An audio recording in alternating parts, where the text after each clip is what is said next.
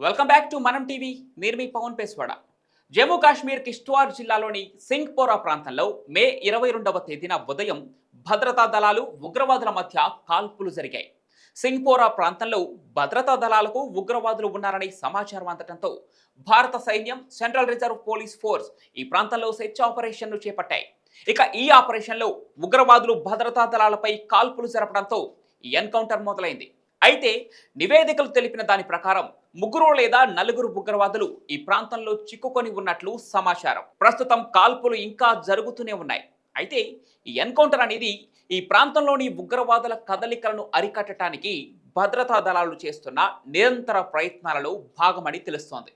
ఇక ఈ ఎన్కౌంటర్కు ముందు షోపియాన్, పుల్వామా, అవంతిపోరా వంటి ప్రాంతాలలో ఇటీవల జరిగిన ఎన్కౌంటర్లలో 6 ఉగ్రవాదులు హతమవగా ఈ ప్రాంతంలో ఉగ్రవాద కార్యకలాపాలను అణిచివేసేందుకే భద్రతా దళాలు దూకుడుగా వ్యవహరిస్తున్నట్లు తెలుస్తోంది.